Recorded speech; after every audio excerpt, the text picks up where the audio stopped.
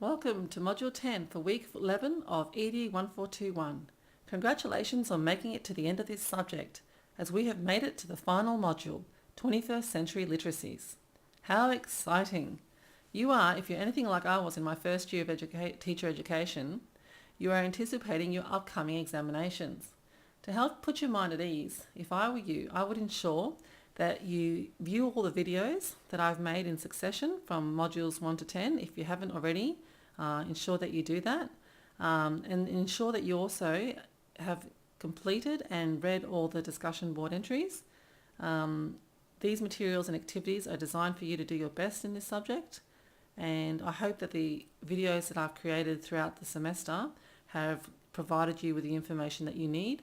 I really believe that they have. I've basically compacted the gist of everything you need to know in each video, and the other materials that you'd read outside the video are to reaffirm the information and provide extended detail. So as long as you're keeping up with those things, I think you should be fine. So to finish, we're going to look at the changing world of literacy, which has been termed as multiple literacies, to include new literacies that have come about in the digital age. So by the end of this module, you should be able to recognise the way that texts model life, creating aspirations of ways to be in a text-saturated world particularly. You'll define and provide examples of multiple literacies, understand the role of intertextuality and selective tradition in perpetuating cultural values and identity, and lastly, include the important role of critical competence with multi-mediated technologies in the early childhood learning context. So as we have progressed to the end of this subject, we know that there is no single concept of literacy, and in fact that there are multi-literacies. Now these literacies are visual literacy, music literacy, financial literacy, computer literacy, in fact literacy within the full range of media and technologies. Literacy has been traditionally perceived as only text on a page, and some individuals still see it this way, but we know it to be so much more. Visual literacy includes film, television, computer games, and the internet, advertisements, music, and a whole array of other texts. Digital natives are students digital natives is referred to students who are born after the 2000s, are believed to be able to fully comprehend and process multiple inputs at one time. But I don't know, I would argue this is not only unique to them, as I think it depends very much on the individual and their interaction with text, as I've seen people in their 40s and 50s engaging with multiple texts and doing pretty much exactly what I've seen teenagers in a classroom do as well. So you can say that a lot of people are becoming text saturated, and that increasingly everyone needs to be able to navigate these multiple literacies. Would you agree? Well, the Queensland Literate Futures Report in 2002, it's outlined that we will be required, it outlines that effective literacy instruction is connected to the world, where new communications, technologies, globalised economies and world cultures are altering the way that we as Queenslanders live and work. This means that the children entering schools in Queensland in 2010 will enter a world of work in future years where they'll move regularly to different jobs throughout their lifetime, rather than entering a career and staying in the one or two jobs during their working life. This is because at least 80% of the types of jobs which our students will eventually enter do not yet exist. 25 years ago, there were almost no people working with computers, but now it is difficult to find any job in which computers don't play some role. Technological changes have resulted in new literacies, and the rate of that change has increased such that we must now see ourselves as early childhood educators working in an ever-changing literacy landscape. I am curious to see where we are heading and whether handwriting will remain an essential skill. Now that's a topic to debate. So with all this knowledge, we know that literacy is no longer a single set of basic skills, but it's seen as multiple or plural, or basically a repertoire of practices. So each text, regardless of type, requires a reader, viewer, listener to interact with the text in some way, requiring a discrete set of skills and knowledges that distinguish it from others. Education Queensland's Literate Futures Report argues that in this information-based economy and mass media culture, young people face a complex, potentially overwhelming and virtually limitless sea of written, spoken and multimedia texts. They have to manage themselves in environments where cultural identities, personal life pathways and emotional and spiritual lives are shaped by the texts and textures of institutions like schools, churches, community groups, businesses and corporations. Through talk shows, online communications, video games, cinema and consumer designs.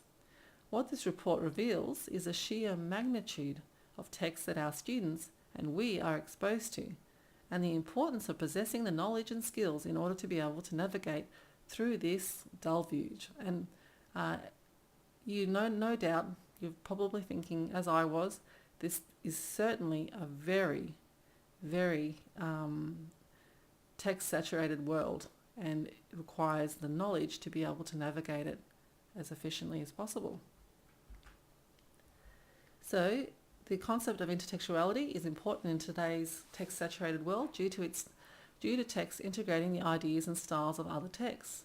The notion of intertextuality means that no text is separate from other texts or exist as entities on their own. They all contain parts of other texts. In today's text-saturated multimedia world, texts use a variety of media. Our website will use letters, punctuation, space, vocabulary, graphics, different colours, flashing objects, various fonts and sizes, photos, icons, and many more elements. Indeed, all forms of text reuse materials and elements from texts which have gone before them, and it is this concept which is described by the term intertextuality. A really good example of this is the show, The Simpsons, or even Family Guy. They both include a rich array of intertextual references, alluding to all sorts of celebrities, current events, previous programs, other TV shows, and all the varieties of elements that we talked about before that even a website includes. Shows like The Simpsons and The Family Guy rely on their viewing audience to know the references, working from assumed knowledge. And that way, because of the audience's understanding of all those other texts, they are able to make meaning, even to, classical concepts from the, Greek or Golden Age. So intertextual references can span thousands of years. So how does all this look in regards to the selective tradition? So what a teacher chooses to include in the classroom is basically termed as their selective tradition. Teachers select from a possible range of things, often on the basis of the thing being a part of their own cultural tradition, and exclude others because they don't belong to that tradition. However, what is essential for teachers to know in today's classroom is that every child has a rich array of communication, whether spoken, sung, read or danced, in their history that is all part of their repertoire of experience with various literacy events and practices. All of those involve aspects of our intertextual references that make up the child's lived experience. Many of our students will also not be familiar with the literacy events and practices that we choose to include in our teaching. We know that teachers make choices that reflect their versions of the world favoured by themselves as a representative member of a particular society and community. However, to ensure that we are providing our students exposure to a whole array of texts, familiar or otherwise, we will help ensure that we are providing our students with the knowledge and skills to use the texts of the modern world.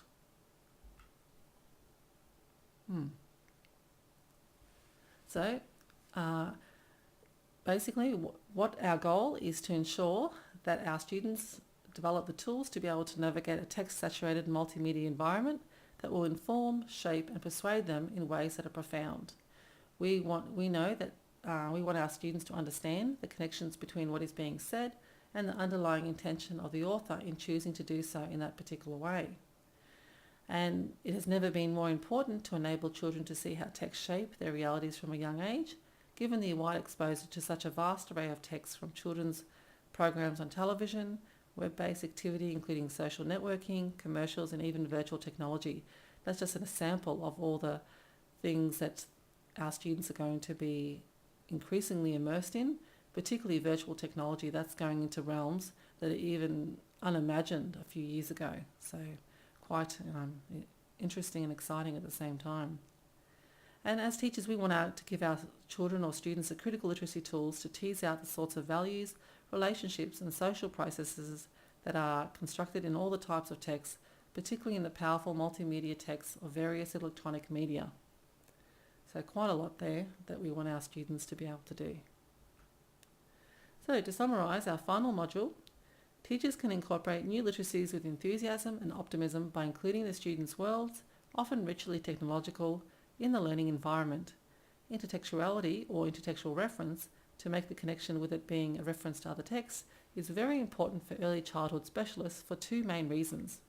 Firstly, all children come to us from a very young age having had experience with a variety of literacy events, and all intertextual reference is in reference to texts familiar to those who are from the same context of culture as the text derives from.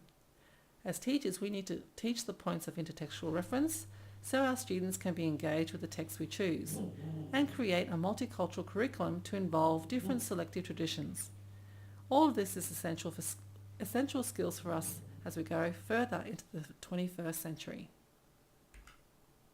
So, if you have any further questions, please post questions about this subject or this module in the frequently asked questions located in LearnJCU, or contact me directly.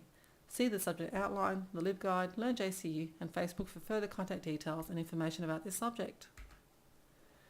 So thank you for listening to the final module called 21st Century Literacies. It has been a pleasure creating these short videos for you each week. I hope they have been informative and provided you with the essential information that you need to know about this subject. I wish you the very best, and I will continue to communicate with you via the discussion board forum and via email. So I won't be very far. Thank you very much. Bye for now.